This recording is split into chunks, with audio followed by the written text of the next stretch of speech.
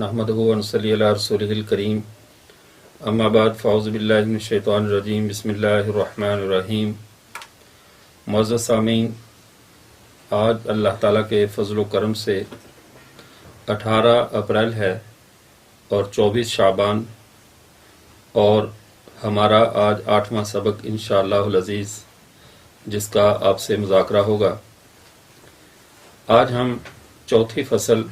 उसूल हदीस और इस्तिलाहात हदीस के हवाले से आज हम चौथी फसल पढ़ेंगे। चौथी फसल ये बेतबार मतन की है। जिस तरह हमने हदीस को बेतबार इल्म के, बेतबार रवात के, बेतबार नौ के पढ़ा, अब चौथी फसल हदीस की हैसियत बेतबार मतन की है। मतन के एतबार से हदीस रसूल 4 किस्मों पर मुश्तमिल होती है। 4 किस्में, पहले नंबर पे वो हदीस कुदसी होगी, सानियन दूसरे नंबर पे वो हदीस मरफू होगी, तीसरे नंबर पे वो हदीस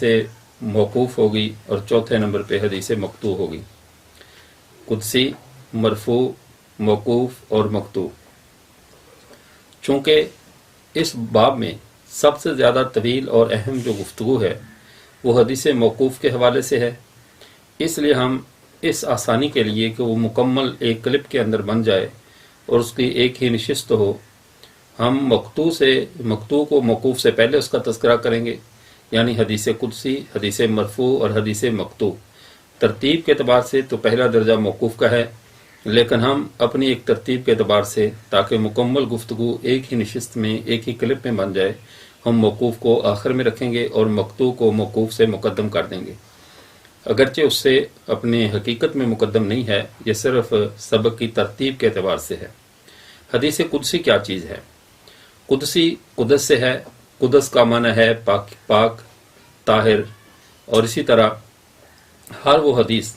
जिसकी निस्बत अल्लाह ताला की तरफ की जाए, हर वो कलाम जिसकी निस्बत अल्लाह की तरफ की जाए और वो कलाम कुरान पाक के अलावा हो, उसको हदीस कुदसी कहा जाता है।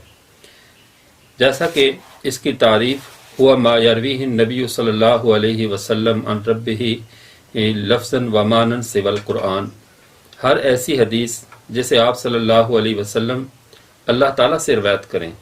लफ्ज़न भी और मानन भी कुरान पाक के अलावा, उसको हदीस कुदसी कहा जाता है। हुआ मा यरवीहि नबी सल्लल्लाहु अलैहि वसल्लम अन रब्बिही लफ्ज़न व मानन सिवल कुरान। कुरान के अलावा हर वो बात जो रसूलुल्लाह सल्लल्लाहु अलैहि वसल्लम अल्लाह की तरफ से बयान करें, चाहे वो लफ्ज़ों के अतबार से बयान करें या माना के अतबार से बयान करें, दोनों सूरतों में उसे हदीस कुदसी कहा जाता है। इसकी एक मिसाल, आप सल्लल्लाहु अलैहि वसल्लम ने फरमाया कि अल्लाह ताला फरमाते हैं, खलक़्तु इबादी हुनफ़ा, मैंने अपने तमाम बंदों को हुनफ़ा पैदा किया है। सब के सब बंदे हनफ़ी हैं, अहनाफ हैं। अहनाफ बमाना अल्लाह वहदहु ला शरीक पर ईमान लाने वाले मुसलमान, मुस्लिम के माना में है। तो फरमाया कि मैंने सबको दीन हनीफ पर अहनाफ पैदा फरमाया है। और फिर वइन्न शयातीन अततहुम फजतालतहुम अन दीनहिम, उसके बाद उनके पास फिर शैतान आता है और आकर उनको उनके दीन के मामले में धोखे में डाल देता है। इसी तरह आप सल्लल्लाहु अलैहि वसल्लम ने भी इसी दीन की वजाहत करते हुए फरमाया, इन्नी लम उबअस बिल यहूदियति वला बिन नसरानिया वलाकिन बुइस्तु बिल हनीफियति समहतिल बैज़ा। अल्लाह ने मुझे यहूदियत और नसरानियत देकर नहीं भेजा, बल्कि मुझे चमकता हुआ दीन हनीफ, दीन इस्लाम देकर मबूस किया है। तो ये हदीस खलक़्तु इबादी हुनफ़ा, ये ऐसी हदीस है जिसकी निस्बत आप सल्लल्लाहु अलैहि वसल्लम ने अल्लाह की तरफ की है। जब इसकी निस्बत अल्लाह की तरफ कर दी तो यह हदीस हदीस कुदसी बन गई। और जो भी कलाम अल्लाह की तरफ मंसूब हो, उसकी 3 हैसियतें होती हैं, उसके 3 दर्जात हैं, 3 किस्में हैं। एक तो मंसूब इल्लाह कलाम, जिसे हम कुरान पाक कहते हैं। इस कुरान पाक में अल्लाह ताला ने जो आप सल्लल्लाहु अलैहि वसल्लम पर नाज़िल फरमाया 23 साल के अरसा में मुकम्मल हुआ और इसके नकल तवातुर के साथ, तवातुर तबका के साथ हम तक पहुंचा, और किसी एक लम्हे के लिए भी नस्ल इंसानी की रहनुमाई से इस कुरान ने कोई राह फरार इख्तियार नहीं की कि किसी गार में या किसी मज़ार में छुप जाए और नस्ल इंसानी की रहनुमाई न करे और फिर कुर्ब क़यामत ज़ाहिर हो یہ وہ قرآن نہیں، بلکہ قرآن وہ ہے جو ہمہ وقت نسل انسانی کی رہنمائی کے لیے دنیا میں موجود رہا، اور تا صبح قیامت جب تک اللہ تعالیٰ اس کو سینوں سے اٹھا نہیں لیتے اس وقت تک یہ قرآن ہمارے درمیان موجود رہے گا۔ ایک تو یہ بھی کلام قدس ہے کہ اللہ تعالیٰ کا کلام ہے، اور دوسرا وہ تمام سابقہ آسمانی کتب، سابقہ تمام آسمانی صحائف، وہ بھی کلام قدس ہی شمار ہوتے ہیں، ان کو بھی کلام مقدس اور کلام قدس ہی کہا جائے گا، جو تحریف سے پہلے ہیں۔ انسانی، اگر اس میں جو انسانی کلاموں کے اضافے ہوئے ہیں وہ کلام مقدس نہیں ہوں گے، بلکہ کلام قدسی یا مقدس کلام انہی کو کہا جائے گا جو بغیر تحریف کے اللہ تعالیٰ کے کلام ابھی تک کچھ بچے ہوئے ہیں، یا وہ تحریف سے پہلے جو موجود تھے سابقہ کتب میں۔ یہاں پر ایک ضمنی بات یہ ذہن میں رکھیے، قرآن پاک چونکہ یہ تکمیل دین ہے، تکمیل دین کا اعزاز اور نسل انسانی کے لیے آخری دستور اور ضابطہ حیات ہونے کا اعزاز قرآن پاک کو ملا ہے، اس لیے جو سابقہ شریعتیں تھیں، یہودیت اور عیسائیت، اللہ تعالیٰ نے ان کے اندر بھی جن احکامات کو باقی رکھنا تھا اور باقی رکھ کر دین اسلام کا اس کا حصہ بنانا تھا آخری ملت کا، ان کو باضابطہ قرآن پاک میں بیان کر دیا گیا۔ سورہ بقرہ جو کہ قرآن پاک کی سب سے طویل صورت ہے، اگر اس کی تفصیل میں جائیں تو یہ یہودیت کے مذہب کے اندر جو اسلامی احکامات ہیں، جو معاملات تھے ان کے جن کو تبدیل کر دیا، لیکن ان کی اصل شکل اللہ باقی رکھنا چاہتے تھے، ان احکامات کو قرآن پاک میں بیان کر دیا۔ اسی طرح سورہ آل عمران میں عیسائیوں کے اندر جو احکامات تھے، شریعت تھی، جس کو انہوں نے تبدیل کیا، خراب کرنے کی کوشش کی، لیکن اللہ تعالیٰ نے اصلی شکل میں صحیح مسائل جو تھے، اصل جو اللہ کے نازل کردہ تھے، ان کو دوبارہ سورہ آل عمران میں بیان کر دیا گیا۔ بقیہ پورا قرآن پاک یہ اب مکمل دین ہے، تو یہ سارے کا سارا کلام مقدس ہے۔ اب تیسرے کلام مقدس کا درجہ اور صفت، ہر وہ کلام جس کی رسول اللہ صلی اللہ علیہ وسلم جسے بیان فرمائیں اور ساتھ اس کی نسبت اللہ کی طرف اس کی سند کریں، اس کو اللہ تعالیٰ کی طرف منسوب کر دیں کہ یہ اللہ تعالیٰ نے فرمایا ہے، اس کو حدیث قدسی کہا جاتا ہے۔ اب یہاں پہ حدیث قدسی میں اور قرآن پاک میں ایک چند فرق ہیں جن کو ابو البقا امام ایوب بن موسیٰ ابو البقا نے اپنی کلیات میں بیان فرمایا۔ وہ کہتے ہیں ان القرآن ما کان لفظہ و معناہ من عند اللہ بوحی جلی، قرآن اس کلام کو کہا جاتا ہے جس کے لفظ اور معنی وحی جلی کے ساتھ اللہ کی طرف سے ہم تک پہنچے ہوں۔ وَأَمَّا الْحَدِيثُ الْقُدْسِيُّ فَهُوَ مَا كَانَ لَفْظُهُ مِنْ عِنْدِ الرَّسُولِ وَمَعْنَاهُ مِنْ عِنْدِ اللَّهِ بِالْإِلْهَامِ أَوْ بِالْمَنَامِ، کہتے ہیں اور حدیث قدسی سے کہا جاتا ہے جس کے الفاظ رسول اللہ صلی اللہ علیہ وسلم کے ہوں اور اس کا معنی اللہ تعالیٰ نے خواب کے ذریعے یا الہام کے ذریعے رسول اللہ صلی اللہ علیہ وسلم تک اس کے معنی کو ان کے دل میں القاء کر دیا ہو، اور آپ صلی اللہ علیہ وسلم نے اپنے الفاظ سے بیان کیا ہو، اس کو حدیث قدسی کہا جاتا ہے۔ اور دوسرا فرق یہ بیان کیا القرآن لفظ معجز فنزل بواسطہ جبرائیل، کہ قرآن وہ لفظ ہیں، وہ الفاظ ہیں، الفاظ معجز جو عاجز کرنے والے الفاظ ہیں، جن کی مثل لانے سے انسانیت عاجز ہے، انسان اور جن و انس عاجز ہیں، اس کی مثل نہیں لا سکتے، اور جبرائیل کے ذریعے نازل ہوا، اسے قرآن کہا جاتا ہے۔ اور والحدیث القدسی غیر موجز بدون الواسطہ، اور حدیث قدسی اسے کہا جاتا ہے جس کے الفاظ موجز نہیں ہیں، ان میں شان اعجاز نہیں ہے کہ ان کا کوئی مثل نہ لا سکے، اور وہ جبرائیل کے واسطہ بھی ان کے لیے ضروری نہیں ہے، وہ اللہ تعالیٰ نے الہام کے ذریعے یا کہ خواب کے ذریعے آپ صلی اللہ علیہ وسلم کے قلب اطہر پر ان الفاظ کو نازل فرما دیا، ان کو حدیث قدسی کہا جاتا ہے۔ حدیث قدسی کے جو مصادر ہیں، التحاف الثنیہ بالاحادیث القدسیہ امام عبدالرؤف بناوی رحمہ اللہ کی، اور التحاف الثنیہ بالاحادیث القدسی یہ محمد بن محمود الصالح کی، تو یہ دو کتابیں مستقل احادیث قدسیہ ان میں جمع کی گئی ہیں۔ یہاں تک بحث تھی حدیث قدسی کی۔ اب آئیے حدیث مرفوع۔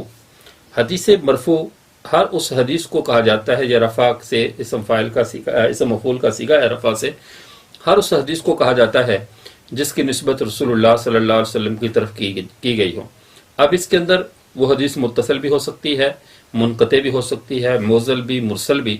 اس کے اندر سند کا اعتبار نہیں ہے، نسبت کا اعتبار ہے۔ اگر اس متن میں قال رسول صلی اللہ علیہ وسلم، فعل رسول صلی اللہ علیہ وسلم، آپ صلی اللہ علیہ وسلم نے کیا، آپ صلی اللہ علیہ وسلم نے فرمایا، آپ صلی اللہ علیہ وسلم کا تقریر مذکور ہو، سکوت مذکور ہو، یا آپ صلی اللہ علیہ وسلم کا وصف مذکور ہو، ہر ایسی حدیث کو حدیث قدسی کہا جائے گا جس کی نسبت رسول اللہ صلی اللہ علیہ وسلم کی طرف کی جائے۔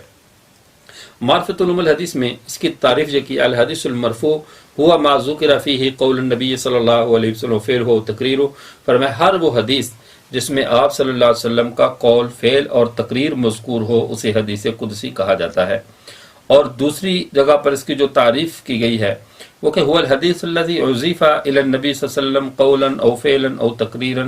اضیف صراحا بغیر صراح، ہر وہ حدیث جس میں قول، فعل، تقریر کی نسبت یا کسی وصف کی نسبت رسول اللہ صلی اللہ علیہ وسلم کی طرف کی جائے، صراحتاً کی جائے، جیسا کہ حدیث مرفوع میں عمومی طور پہ ہوتا ہے قال رسول اللہ علیہ وسلم کہہ کر بیان کیا جائے، اور بغیر صراح، یا کہ کوئی صحابی غیر مدرک بالقیاس بات کرے، غیر مدرک بالقیاس یعنی وہ بات عقل اور شعور میں آنے والی، یعنی عقل و شعور سے کہی جانے والی بات نہ ہو بلکہ اس کا تعلق کسی حکم شرعی کے ساتھ ہو، تو اس حدیث کو حدیث مرفوع کہا جائے گا۔ تو دونوں پر مرفوع کا اطلاق ہوگا، صحابی کی بات، صحابی کسی چیز کا ثواب بیان کرے، کسی چیز کا عذاب بیان کرے، جنت جہنم کے حوال بیان کرے یا عذاب اور ثواب کی بات کرے، تو یہ باتیں عقل سے کہی جانے والی نہیں ہیں۔ جب یہ باتیں عقل سے کہی جانے والی نہیں ہیں تو ایسی روایات کو روایت حدیث حکمن مرفوع کہا جائے گا۔ اعلام الموقعین میں علامہ ابن قیم رحمۃ اللہ علیہ نے باقاعدہ چوتھی جلد کے اندر اعلام الموقعین کے اندر اس کی وضاحت فرمائی ہے کہ صحابی کا قول غیر مدرک بالقیاس یہ حکمن مرفوع ہوتا ہے۔ یعنی غیر مدرک بالقیاس کا مطلب یہ ہے کہ اگر ایسی بات ہو جو محض عقل اور تخمینے سے نہ کہی جا سکتی ہو، اجتہاد کی بنیاد پر نہ کہی جا سکتی ہو، ایسی بات اگر صحابی رسول ارشاد فرمائیں تو وہ حکمن حدیث مرفوع ہوگی۔ اب یہاں پہ مرفوع کی اقسام، مرفوع کی پہلے وجہ تسمیہ کو سمجھ لیں۔ مرفوع رفع سے ہے بمعنی بلند، چونکہ اللہ کی ذات قدس کے بعد اگر مخلوق میں سب سے کوئی بلند و بالا ہستی ہے، سب سے اعلیٰ اور عرفہ ہستی ہیں تو جناب رسول کریم صلی اللہ علیہ وسلم کی ذات مبارکہ ہے۔ آپ صلی اللہ علیہ وسلم کی ہستی ہے جو سب سے عرفہ ہے، تو جب وہ سب سے بلند ہستی وہ ہے تو ہر وہ کلام جو ان کی طرف منسوب ہوگا اس کلام کو بھی کلام مرفوع کہا جائے گا، اس فعل کو فعل مرفوع کہا جائے گا۔ ہر چیز جو ان سے نسبت پا جائے گی وہ بلند ہو جائے گی۔ اسی لیے علامہ ابن ملقن رحمۃ اللہ علیہ نے اپنی المقنع فی علوم الحدیث میں فرمایا ہے کہ کأنہ سمی بذالک نسب الی صاحب المقام الرفیع هو النبی صلی اللہ علیہ وسلم، اس کا نام جو مرفوع رکھا گیا ہے یہ اس لیے ہے کہ یہ سب سے رفیع اور بلند ہستی جناب رسول کریم صلی اللہ علیہ وسلم کی طرف منسوب ہے، اس لیے اسے مرفوع کہا جاتا ہے۔ علامہ ابن ملقن جو کہ محمد بن علی عمر بن علی بن احمد السراج ان کا اصل نام ہے، ان کو ابن ملقن کہنے کی وجہ بھی یہ ہے کہ ان کے والد صاحب ان کو قرآن پاک یاد کرنے کے لیے بہت زیادہ تلقین کیا کرتے تھے، حتیٰ کہ ان کا نام ہی ابن ملقن مشہور ہو گیا۔ مرفوع جو ہے حدیث مرفوع، اس کی پھر 4 قسمیں ہیں: مرفوع قولی، مرفوع فعلی، مرفوع تقریری اور مرفوع وصفی۔ مرفوع قولی جیسا کہ اس کی پہلے بھی ہماری وہ آپ صلی اللہ علیہ وسلم کی بیعتبار نو کے قولی، فعلی اور وصفی کی امثلہ گزر چکی ہیں۔ اسی طرح ہر وہ مرفوع جس کے اندر آپ صلی اللہ علیہ وسلم کا قول مبارک مذکور ہو اسے مرفوع قولی کہا جاتا ہے۔ جیسے آپ صلی اللہ علیہ وسلم نے ارشاد فرمایا یاتون من بعدی ثلاثون کذابون دجالون کلہم یزعم انہ نبی، میرے بعد 30 یا 30 سے زیادہ، ایک روایت میں ہے 30 و اکثر 30 یا 30 سے زائد کذاب اور دجال قسم کے لوگ آئیں گے، کلہم یزعم انہ نبی، ہر ایک کا گمان یہ ہوگا کہ وہ نبی ہے، لیکن یاد رکھنا انا خاتم النبیین لا نبی بعدی، میں آخری نبی ہوں، میرے بعد کوئی نبی نہیں ہے۔ اب یہاں پہ یہ ذہن میں دجال کا لفظ آپ صلی اللہ علیہ وسلم نے جو استعمال فرمایا ہے، اس بات کو ذہن میں رکھیے کہ وہ عام آدمی نہیں ہوں گے۔ دجال اتنا وہ دجل کریں گے، کتاب و سنت سے استنباط کریں گے، حق اور باطل کو ایسا مکس کر کے بیان کریں گے کہ لوگوں کی عقلیں متحیر رہ جائیں گے، ششدر رہ جائیں گے لوگوں کی عقلیں کہ یار جی کیا کتنی مدلل بات کر رہا ہے۔ تو یہی ان کی صفت ہے۔ اگر وہ عام بات کریں گے تو پھر ہمارے پیغمبر صلی اللہ علیہ وسلم کی بات کیسے سچ ہو جس میں آپ نے فرمایا کہ دجالون، وہ دجال قسم کے لوگ ہوں گے جو حق و باطل کو ایسا مکس کریں گے، ایسا کہ وہ عقلوں کو حیران کر کے رکھ دیں گے۔ تو آج کل کے جتنے بھی جو دجال ہیں، منکرین ختم نبوت ہیں، ان کا بات کو گھما پھرا کر، روایات کو، حق و باطل کو مکس کر کے بیان کرنا، یہ ہمارے پیغمبر صلی اللہ علیہ وسلم کی اس عالمگیر سچائی کی دلیل ہے جس میں آپ نے آنے والے منکرین ختم نبوت کی صفت دجالیت کا تذکرہ فرمایا تھا۔ تو یہ حدیث مرفوع ہے۔ اس طرح آپ صلی اللہ علیہ وسلم کا یہ فرمانا کہ عیسیٰ علیہ السلام نازل ہوں گے امام حکم بن کر، عدل بن کر، تمہارے درمیان آ کر وہ امامت، یعنی اس وقت حضرت مہدی امامت کروائیں گے اور آ کر پیچھے وہ کھڑے ہوں گے، یہ حدیث بھی حدیث مرفوع ہے۔ اسی طرح آپ صلی اللہ علیہ وسلم کا دیگر صحابہ کرام کے فضائل کو بیان کرتے ہوئے یہ کہنا کہ الانصار لا یحبہم الا مومن ولا یبغضہم الا منافق، ان کے انصار سے محبت مومن لوگ کرتے ہیں اور انصاریوں سے نفرت منافق لوگ کرتے ہیں، اور جو ان سے محبت کرے گا اس سے اللہ محبت کریں گے، جو ان سے نفرت کرے گا اس سے اللہ نفرت کریں گے۔ اسی طرح آپ صلی اللہ علیہ وسلم نے اللہ اللہ فی صحابی کہہ کر صحابہ کی عظمت کو بیان کیا، پھر اہل بیت کی عظمت کو، حضرت فاطمہ کو عورتوں کو جنت کی عورتوں کا سردار قرار دیا، سیدنا حسن حسین رضی اللہ عنہ کو جنت کے نوجوانوں کا سردار قرار دیا۔ تو یہ تمام کی تمام روایات یہ مرفوع قولی ہیں۔ اور مرفوع فعلی کیا ہیں؟ آپ صلی اللہ علیہ وسلم کا ہر وہ فعل مبارک جس میں آپ صلی اللہ علیہ وسلم نے اپنے عمل کے ساتھ امت کو کسی کام کی ترغیب دی ہو، کسی کام کے بارے میں کر کے دکھایا ہو، عملی مشق کر کے دکھائی ہو، اس حدیث کو مرفوع فعلی کہا جاتا ہے۔ جیسے حضرت عائشہ رضی اللہ تعالیٰ فرماتی ہیں کہ کان رسول اللہ یغدو فی الفطر حتی یاکل تمرات، آپ صلی اللہ علیہ وسلم عید الفطر کے دن اس وقت تک گھر سے نہیں نکلتے تھے جب تک کہ وہ کھجوریں نہیں کھا لیا کرتے تھے۔ تو یہ آپ صلی اللہ علیہ وسلم کا فعل مبارک ہے، یہ آپ صلی اللہ علیہ وسلم کا عمل مبارک ہے۔ اسی طرح آپ صلی اللہ علیہ وسلم کے کمل آتا رسول اللہ صلی اللہ علیہ وسلم قوم فبال قائمہ، آپ صلی اللہ علیہ وسلم قوم کے کوڑے کرکٹ کے ڈھیر پر آئے اور کھڑے ہو کر پیشاب فرمایا، وہاں عذر تھا، کوئی تکلیف وغیرہ تھی جس کا محدثین نے تذکرہ کیا، تو وہاں یہ حدیث بھی حدیث مرفوع فعلی ہوگی۔ اس طرح حدیث مرفوع جو ہے وہ تقریری، کہ آپ صلی اللہ علیہ وسلم کے سامنے کوئی کام پیش ہوا اور آپ نے اس پہ سکوت اختیار فرمایا، اس سکوت کے اختیار فرمانے سے وہ حدیث تک مرفوع تقریری بنی کہ اس میں پیغمبر کے سکوت کا تذکرہ ہے۔ جیسے کل وہ تقریری حدیث کی بحث میں جو بتبار نو کے تھی، مثال لا یصلی احد العصر الا فی بنی قریظہ، تم میں سے کوئی بھی عصر کی نماز نہ پڑھے سوائے بنو قریظہ کے، تو یہ مرفوع تقریری ہے۔ اسی طرح